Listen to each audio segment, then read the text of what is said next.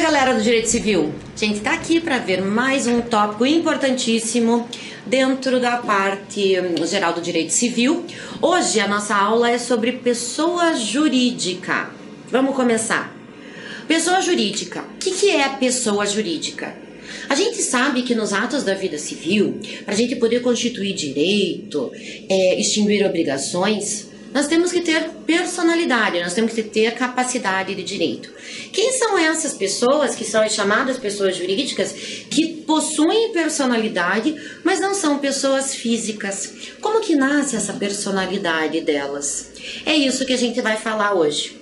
Bom, primeira coisa, que é pessoa jurídica? Existe um conceito fechado que consiga dizer pra gente exatamente o que significa, o que é uma pessoa jurídica? Na verdade, se a gente procura na doutrina, vários são os conceitos que são passados pra gente. Eu trouxe dois aqui que eu acho que satisfazem o nosso objetivo desse estudo para concurso em relação à pessoa jurídica. O primeiro que eu trouxe é bastante citado pela Maria Helena Diniz e fala que as pessoas jurídicas são entidades em que a lei empresta personalidade jurídica, capacitando a serem sujeitos de obrigações, sujeitos de direito. Exatamente o que a gente estava conversando, bem nesse iniciozinho da nossa aula, perguntando quem são essas pessoas que podem contrair obrigações, quem são essas pessoas que assinam contratos e fazem atos obrigacionais no dia a dia tão corriqueiramente. Outro conceito, para a gente fazer um paralelo, é um conceito bem simples. Pessoa jurídica é a unidade de pessoas ou de patrimônios que visa a consecução de certos fins. Então veja, desse último conceito que eu passei para vocês, a gente consegue ver que a pessoa jurídica ou ela é uma unidade de pessoas físicas, várias pessoas físicas reunidas, ou até mesmo uma pessoa física só. Ou pode ser também uma reunião, uma unidade de patrimônios que unidos formam a tal da pessoa jurídica. Para você poder começar uma pessoa jurídica, você tem alguns requisitos. Existem certos requisitos para a gente conseguir constituir a tal da pessoa jurídica. Vamos ver. Aqui eu trouxe para vocês os 3 requisitos necessários para a gente conseguir constituir toda e qualquer pessoa jurídica. O primeiro requisito é a vontade humana criadora. Sempre atrás da pessoa jurídica vai ter uma pessoa física, através do seu sócio, de seus administradores. A pessoa jurídica, ela é um ente diferenciado, é um ente em paralelo da pessoa física. A pessoa física, seus sócios, os seus administradores e a pessoa jurídica, elas não se confundem. São 2 pessoas diferentes, cada uma tem um patrimônio diferente da outra. A princípio, a pessoa jurídica e a pessoa física não se confundem, os seus patrimônios não se comunicam. Vejam, a pessoa jurídica, ela tem uma inscrição, ela tem um cadastro que se chama CNPJ. Assim como nós, pessoas físicas, temos o nosso CPF, onde cada indivíduo tem um número diferente. Igual acontece na pessoa jurídica. Por isso, veja, quando existe a vontade de pessoas físicas de criar a pessoa jurídica, uma das vontades é que se distingua a pessoa física da pessoa jurídica. Você está criando um novo ente que vai responder por si só.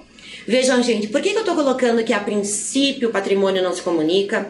A princípio, as 2 pessoas são completamente distintas, porque a gente sabe que existe o Instituto da Desconsideração da Personalidade Jurídica, mas isso é assunto para uma próxima aula. Então, quando eu coloco a princípio, é que, em regra geral, o patrimônio, as obrigações, os direitos da pessoa jurídica não se confundem com os direitos, obrigações e patrimônio da pessoa física, aquela que fica no pano de fundo. Então, esse nosso primeiro requisito em relação à vontade de uma pessoa de criar da pessoa física, de criar a pessoa jurídica, se materializa através da constituição da pessoa jurídica.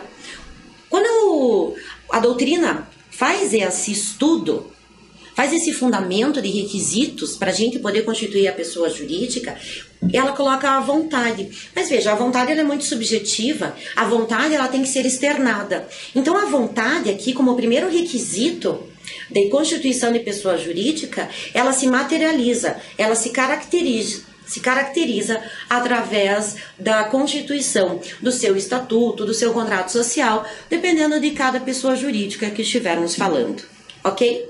Segundo requisito, observações das condições legais. Nós sabemos que para a gente formar uma pessoa jurídica, alguns passos têm que ser dados. Esses passos a lei dá em relação a cada tipo de pessoa jurídica que a gente tem no nosso ordenamento. Se eu quero constituir uma fundação, por exemplo, eu tenho um caminho a ser traçado, eu tenho procedimentos a serem efetuados diferentes se eu quero constituir uma sociedade simples.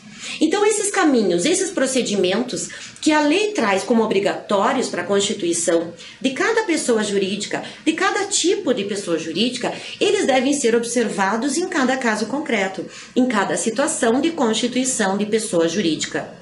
Então, notem, existe uma regra geral, toda e qualquer pessoa jurídica deve ser constituída de tal forma? Não. Isso a gente vai ver quando estudarmos como que a gente estabelece, como que a gente constitui uma sociedade simples, uma fundação e assim por diante. Mas a regra geral é que toda vez que constituímos uma pessoa jurídica, o requisito de a gente observar esse procedimento legal, de observar essa formalidade de constituição, deve ser observado. Terceiro e último requisito para a constituição da pessoa jurídica: o objeto deve ser lícito. Bom, me parece meio óbvio, mas veja, é um requisito. Não posso constituir uma pessoa jurídica com fins de crime organizado, por exemplo. Me parece muito lógico. Então, veja, o objeto, o fim que aquela pessoa jurídica tá buscando, tem que ser um objeto lícito. Como que a gente explica a personalidade, o direito, atribuir personalidade para uma pessoa jurídica, para um ente que sequer existe materialmente, a gente não consegue pegar, a gente não consegue apalpar a tal da pessoa jurídica. Como que a gente chegou nessa possibilidade? Como que o direito conseguiu explicar que uma pessoa jurídica é um sujeito que possui personalidade e tem capacidade de direito? Várias foram as construções, lógico que a gente não vai passar por todas as teorias até hoje, que vocês já visitaram lá no tempo da graduação. Aqui a gente vai fazer um apanhado geral para a gente saber qual teoria que hoje é a mais utilizada dentro do nosso ordenamento jurídico. Vamos começar com a teoria da ficção. A teoria da ficção foi elaborada pelo Savigny. Savigny, aí, grande jurista, antiquíssimo, ele trouxe alguns institutos que a gente ainda se utiliza aqui no nosso ordenamento jurídico. É interessante só fazer uma ressalva, por curiosidade para vocês, o Savigny a gente usa bastante em relação ao direito possessório. Não esqueçam dele na hora de estudar a parte de direitos reais, que é bem importante. Bom, voltando aqui para a nossa aula, pessoa jurídica, o que fala a teoria da ficção? O Savigny diz que a pessoa jurídica, ela tem uma existência ideal, não uma existência real, e sim uma existência ideal. O ordenamento jurídico, através de uma ficção, através de uma historinha, através do invento que ele mesmo fez, consegue por atribuir capacidade a essas pessoas jurídicas. Ela não tem uma existência real, mas tão somente uma existência ideal, ou seja, uma existência no papel. Na realidade, na sociedade, assim, a pessoa jurídica, para Savigny, para a teoria da ficção, na nossa realidade, a pessoa jurídica não existe, mas sim só no papel, numa existência ideal, num plano ideal, e não num plano fático, não num plano real. Veja, essa teoria ela foi ultrapassada e chegamos, após a teoria da ficção, os doutrinadores começaram a conversar sobre a teoria da realidade orgânica, que é a segunda que eu coloco ali para vocês. A teoria da realidade orgânica, ela quebra por completo o paradigma colocado pelo Savigny na teoria da ficção. O que isso significa? Significa quebrar paradigma. Ela barra e é contra de forma completa em relação às ideias e aos fundamentos da teoria proposta pelo Savigny, a teoria da ficção. Traz para nós a teoria da realidade orgânica que a pessoa jurídica é sim um organismo vivo dentro da nossa sociedade. Veja como essa teoria traz a pessoa jurídica muito mais para dentro da nossa sociedade, como um sujeito ativo, como uma entidade participativa dentro da nossa sociedade, muito diferente com a teoria do Savigny, com a teoria da ficção, que simplesmente diz que a pessoa jurídica vive num plano ideal, mas na nossa realidade, em verdade, ela não existe. O que fez o nosso doutrinador mais moderno? Conseguiu juntar as duas ideias, a da teoria da ficção e a teoria da realidade orgânica, uniu as duas e construiu e elaborou a teoria da realidade técnica. Essa é a teoria que nós nos utilizamos hoje para explicar a possibilidade da pessoa jurídica ter sim personalidade jurídica, certo? Então vamos unir essas duas teorias para a gente conseguir explicar a personalidade da pessoa jurídica. E de um lado, Savigny dizendo que a pessoa jurídica está no mundo ideal, longe da sociedade, longe de existir de fato. Por sua vez, a teoria da realidade orgânica diz que a pessoa jurídica é um organismo vivo. Juntando as duas, nós temos que a pessoa jurídica tem personalidade, uma vez que ela é sim um organismo vivo. Ela é sim uma entidade que tem participação dentro da nossa sociedade. Ela existe de fato, ela não existe só no mundo ideal. Mas, agora trazendo para a nossa somatória a teoria do Savigny, sim, é o direito que dá, é o direito que permite a pessoa jurídica ter a tal da personalidade. Então, a ideia foi juntar essas duas teorias para conseguir explicar a personalidade da pessoa jurídica. Então, hoje, só para fazer um breve resumo, a teoria utilizada pelo ordenamento jurídico é a teoria da realidade técnica. Muito bem, como que nasce a personalidade? A gente está falando como que o direito conseguiu atribuir a personalidade para a pessoa jurídica. Mas a partir de qual momento que a pessoa jurídica tem personalidade? Simplesmente eu levanto de manhã e digo, hoje eu vou fazer uma pessoa jurídica, eu vou criar uma pessoa jurídica. E a partir daí eu já posso ir assinando contratos, posso ligar para fornecedores? Não. Na verdade, dois requisitos novamente para a gente poder ter o início da personalidade.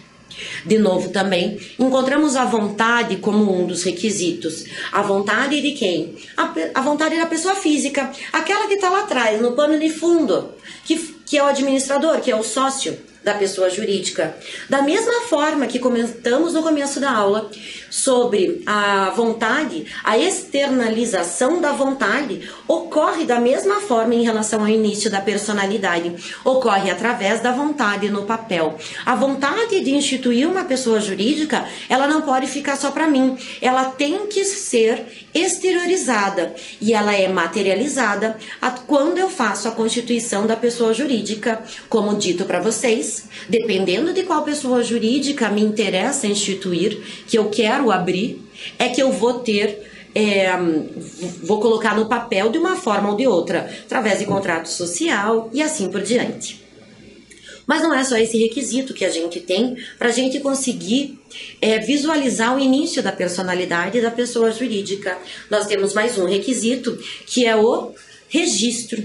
O registro, ele deve ser feito em relação a cada pessoa jurídica. O registro é feito, se for uma fundação, a gente tem que ir ao órgão competente, se for sociedade, da mesma forma.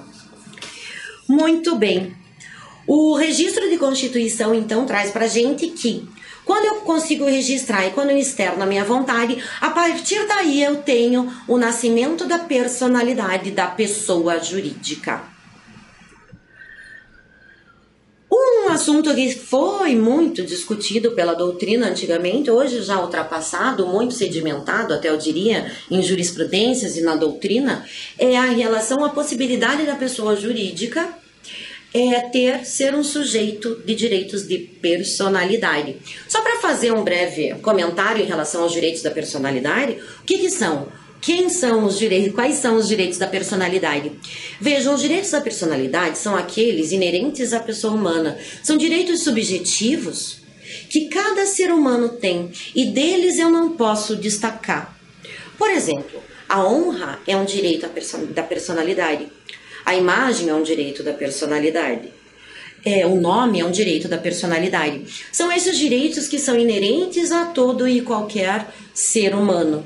Então, no começo, existia um debate muito forte. Como que a pessoa jurídica vai exercer direitos da personalidade, sendo que o próprio conceito de direito da personalidade já traz em si a figura da pessoa, a figura do ser humano como indivíduo. Muito se debateu. E, dentro do que lhe couber, a pessoa jurídica pode sim exercer os direitos da personalidade. Que tipo de direito da personalidade a pessoa jurídica consegue exercer? Coloquei alguns exemplos aqui para vocês irem acompanhando. O direito ao nome. O nome é ou não é extremamente importante para a pessoa jurídica? Você zelar pelo teu nome, você não deixar teu nome cair com más observações em relação ao seu trabalho, em relação ao seu serviço que você está prestando. O nome na pessoa jurídica é sim um direito da personalidade e a pessoa jurídica pode sim exercer esse direito. E não somente exercer o direito de que as outras pessoas respeitem o nome dessa pessoa jurídica, mas a pessoa jurídica pode sim procurar o judiciário quando um dos seus direitos da personalidade se vir ameaçado, por exemplo, ou já de alguma forma colocado à prova por algum terceiro. Se existir uma lesão ou uma ameaça de um dos direitos da personalidade da pessoa jurídica, ela pode sim buscar o judiciário para que esse direito seja restaurado através da indenização, ok?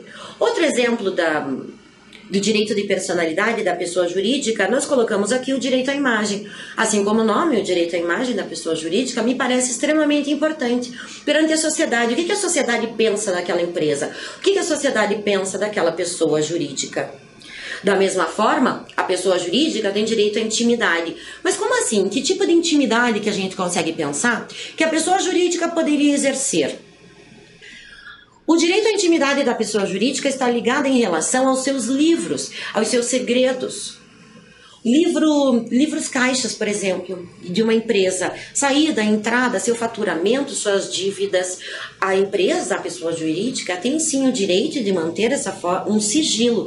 Essa seria a proteção da intimidade que cabe à pessoa jurídica quando colocamos esse direito da personalidade, tentando inserir dentro desses entes, dentro da pessoa jurídica. Por fim, coloquei aqui como exemplo o direito à honra objetiva. A honra, por que objetiva? O direito à honra é um direito extremamente exercido e com fácil visualização para a gente entender como que uma pessoa física exerceria seu direito à honra. Nós sabemos que temos dois tipos de honra, duas ramificações da honra de uma forma geral. Nós temos a honra objetiva e temos também a honra subjetiva. Fazendo um paralelo rápido para vocês se lembrarem. A honra subjetiva nada mais é do que o que eu penso da minha pessoa. O que eu sei que eu sou, quais são os meus valores. Ele é firmado dentro do meu ser. Já a honra objetiva, bem ao contrário da subjetiva, é aquela honra o que as outras pessoas pensam de mim. O que as outras pessoas estão falando a meu respeito. Eu sou uma boa profissional, eu sou uma boa filha, eu sou uma boa mãe, eu sou uma boa professora e assim por diante. Vejam que dentro da pessoa jurídica não são os dois tipos de honra que conseguimos fazer com que a pessoa jurídica exerça. Somente a honra objetiva é passível de ser exercido pela pessoa jurídica, assim como é passível também de ser recuperada através do judiciário. Então, a honra objetiva da pessoa jurídica é sim um direito da personalidade inerente à pessoa jurídica e não somente à pessoa física. Em relação à classificação da pessoa jurídica, eu trouxe somente uma classificação para a gente ter um módulo falando somente sobre classificação de pessoa jurídica. Só para a gente ter uma ideia e começar a discutir a pessoa jurídica. A pessoa jurídica ela pode ser classificada quanto à nacionalidade. Quanto à nacionalidade, a pessoa jurídica ela pode ser nacional ou estrangeira. A pessoa jurídica nacional é aquela que tem sede no Brasil, mas também ela se organiza, a sua organização interna é regida pelas leis brasileiras. Não somente a sua sede ser aqui, mas sim ela ser regida por sua estrutura interna pelas leis brasileiras. Assim como temos multinacionais que estão no nosso território e possuem sede aqui, não quer dizer que somente isso, só essa localização geográfica dentro do Brasil é que diz que a pessoa jurídica é nacional ou estrangeira. O que mais pesa pra gente, o que mais nos interessa é em relação se a estrutura interna daquela pessoa jurídica é ou não regida pelas normas do direito brasileiro. Se a pessoa jurídica nacional tem sede no território nacional e é regida pelas normas do direito brasileiro, por outro lado, as pessoas jurídicas estrangeiras são aquelas que não se organizam pelas leis brasileiras. Vejam que o legislador tira da gente a questão geográfica, se ela está tocando o solo do Brasil ou não. Se ela não for regida na sua estrutura interna pelas leis brasileiras, a gente classifica essa pessoa jurídica como uma pessoa jurídica estrangeira.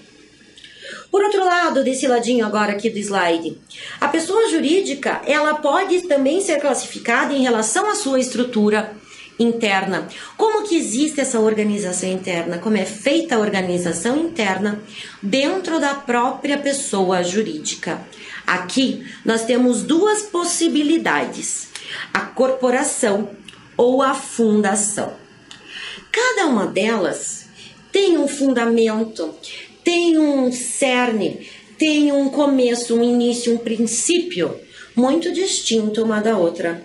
A corporação tem como elemento maior as pessoas. A corporação ela é formada por pessoas, várias pessoas reunidas que têm uma consecução, que querem chegar a um fim, querem instituir uma pessoa jurídica com certo objetivo específico.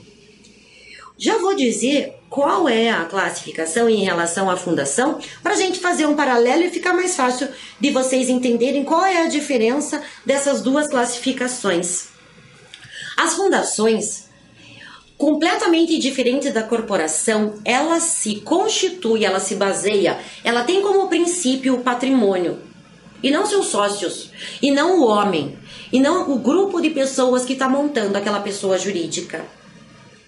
Para você montar uma fundação, não importa se você tem um grupo de pessoas, mas você é obrigado a ter um certo patrimônio. E aquele patrimônio é o cerne, é o centro da tua pessoa jurídica. É o elemento constitutivo obrigatório da tua pessoa jurídica. Na fundação é o patrimônio. Por sua vez, o elemento principal, o centro, o princípio das pessoas jurídicas, que são classificadas como corporações, tem como são as pessoas, são essas pessoas que vão integrar essa sociedade. Não pensem vocês que as corporações, por não se basearem a princípio, em um primeiro momento, no patrimônio, não quer dizer que essas pessoas jurídicas não têm fins lucrativos. Ninguém está falando isso. As corporações, elas vão ter um fim, elas querem obter um patrimônio, mas não de forma imediata, não no momento da sua constituição. A corporação tem por fim constituir o patrimônio durante a sua vida. Ela não precisa do patrimônio para começar a existir, que é diferente da fundação. A fundação tem como objetivo, tem como principal elemento da sua constituição o patrimônio. Ela precisa daquele patrimônio para daí começar a existir, completamente distinta das corporações, certo? Em relação a esse primeiro momento, era isso que a gente tinha para falar das pessoas jurídicas. Peço para vocês, foi só uma introdução para a gente conversar sobre as pessoas jurídicas. Teremos um outro módulo falando sobre classificações. As pessoas jurídicas é um tema extremamente pedido dentro dos concursos, principalmente em relação à sua constituição, que é bem facinho de estudar. Vocês vão ver no módulo apropriado, que é somente tá tudo dentro do Código Civil. Gente, estudem bastante, não deixem de estudar com o Código Civil aberto. Aprendam a manusear ele, a ficar bem íntimo dele, tá bom? Obrigada, gente, até a próxima.